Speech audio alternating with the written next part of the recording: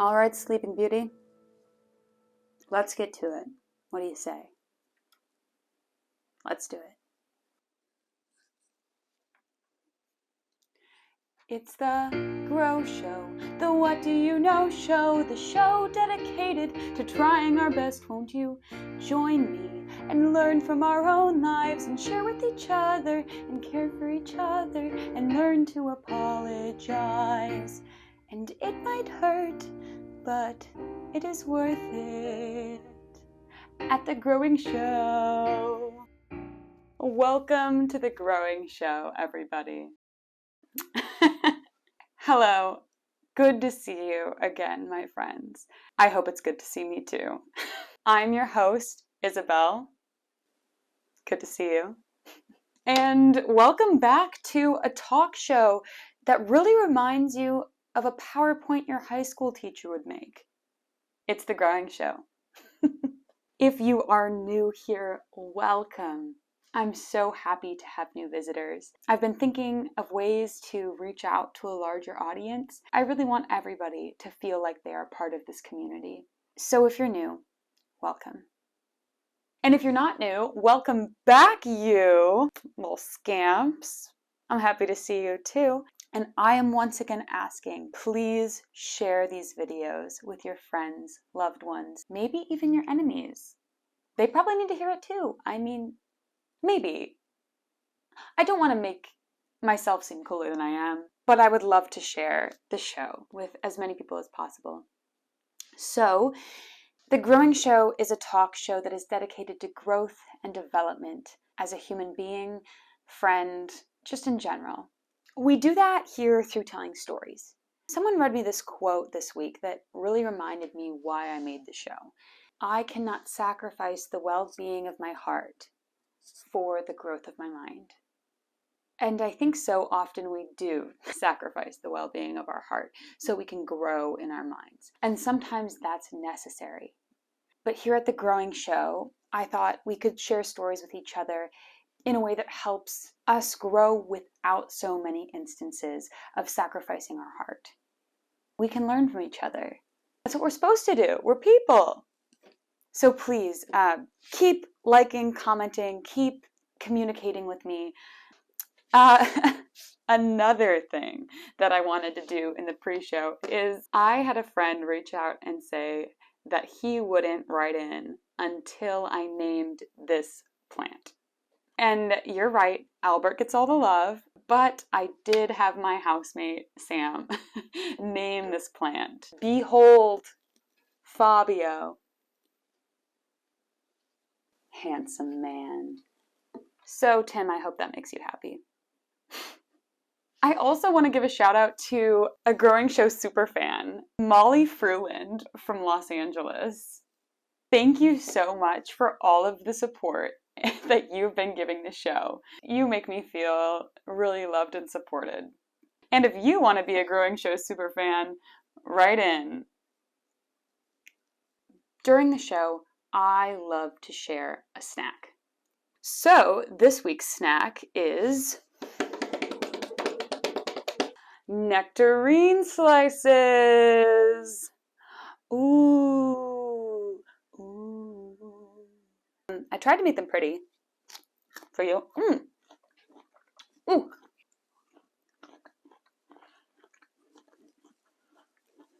Last week I had a nut person,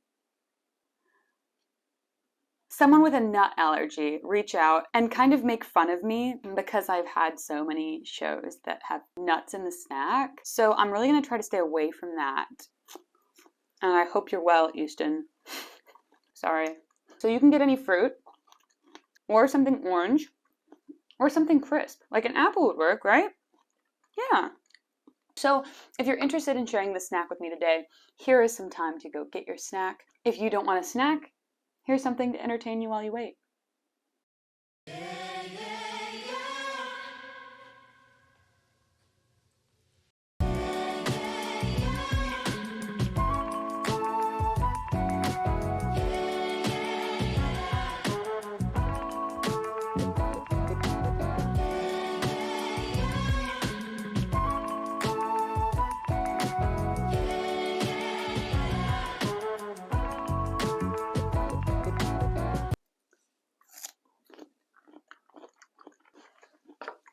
Okay, welcome back. So the way this show works is I read stories that viewers write in about a time that they grew. If you feel like you have a story of personal growth that you want to share, please send it to thegrowingshow@gmail.com. I have been so inspired by the people that have written in so far. Please join me. Send stuff in. It doesn't need to be perfect. This week, I received an email that was unlike the others that I've received so far. And it speaks more in the abstract. You'll see what I mean. Let's get into it. Yes, I'm still using my laptop. I still don't know how to use a printer. The printer. I know how to use a regular printer. Today's story comes from someone named Chloe. Chloe writes this. Looking back on my relatively short life of 23 years, there's not necessarily one single event that I can point to and say, this is where I grew the most. I usually don't realize how much I've grown until I look back and reflect on my previous years. It's more a series of seemingly small events that really helped me. I'm quite stubborn, or so my close friends and family have told me. So it usually takes being bonked on the head several times before I truly understand the lesson or what I can gain from an experience. My biggest lesson I've learned, and in some ways I'm still continuing to learn, is how to deal with rejection. Rejection can take all kinds of forms. It can come from peers, parents, landlords, colleges, romantic partners, sports teams, and even entire groups of people. It can feel so deeply personal, and it's difficult not to take to heart. When I was younger, I took rejection very hard. Days crying and listening to sad music to drown out my horrible thoughts. Shout out Rustin Kelly and Taylor Swift. As I've gotten older and slightly wiser, I've learned to decenter myself from rejection. Coming to terms with the fact that not all rejection is a value judgment of your character, your personality, your looks, your charisma, your charm. Most of the time, it seems like bad timing, and the people on the other side of the rejection are also human. I think that's what makes the rejection easier, knowing they aren't some villain trying to sabotage your life. They are fallible and human, just like you.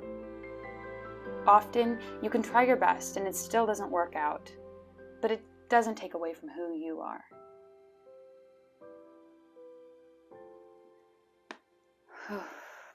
Thank you, Chloe. I think rejection is a common human experience. Even when you hear that word, can you think of a time that you were rejected from something? For a lot of people, I bet it comes up in one big moment they really remember. And for some people, maybe it's a lot of little ways, like Chloe talked about. Rejection is really scary.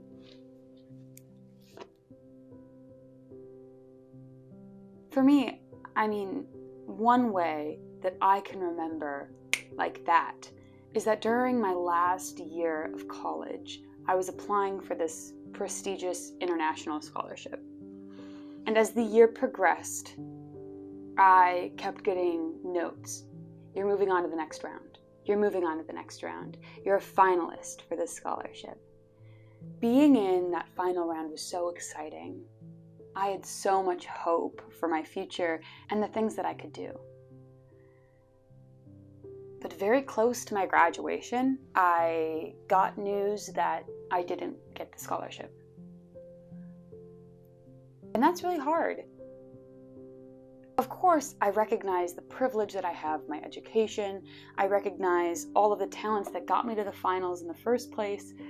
But in that moment, none of that seemed to make a difference. I was hurt. I didn't know where to go in life from there. It's only now that I can look back on that and realize that that rejection sent me down a path that I needed to go on. I ended up teaching for a year before grad school. And My students are the best things in my life. Even though I'm not teaching them anymore, I think of them every day. They taught me so much about myself and about human relationship that I don't think I could have learned had I gotten the scholarship, at least not until later on. I also have someone in my life that is experiencing a large rejection right now. And it's so hard to see the hope in someone you love's eyes go away when a rejection comes. Like I said, you can know your skills, you can know your talents, you can know how beloved you are and what you bring to the table. But in those moments of rejection, it's very hard to feel that. And so if you're experiencing rejection right now, I want to say, feel it. You're allowed to feel it. And when you're ready, try to use the language of rejection less and use the language of redirection more. You're going to be put down a path that you can't even imagine. And it's because of those rejections. I know I sound really confident about this stuff, but rejection is one of the scariest things in the whole world. It can come from so many places, like Chloe said, and even little rejections are really hard. I invited a classmate over to study the other day, and they were like, "No thanks, I want to go to my own home." And that was such a gentle rejection, and a very good reason, but it still hurts. Something that I think Chloe said that's very wise is that the rejector is not the villain. I've rejected people. People I love have rejected people. I've been rejected by people I love. Rejectors aren't villains. They're human, like Chloe said. I thought that was so wise of Chloe to share, that we can't make narratives of villains in our life. It's not going to do us any good in the long run. Maybe you have someone who's a villain in your life, or maybe right now you're the villain in someone's life. But remembering our common humanity is so important as we process rejection.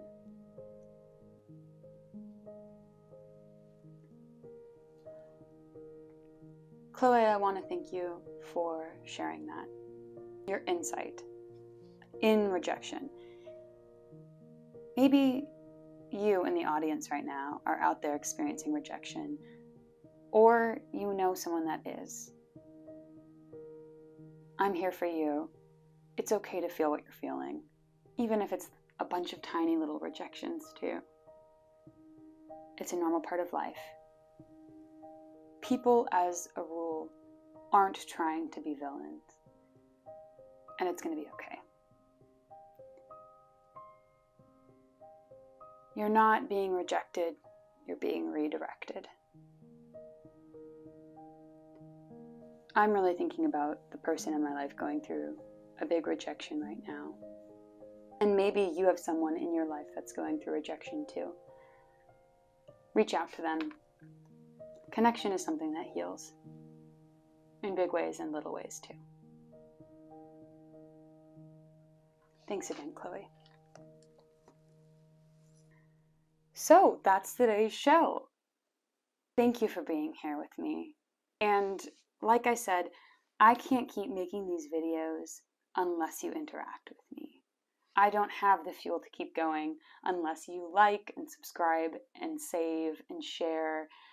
And I know that sounds like a line, but I'm in grad school and I need that support in order to keep making these videos.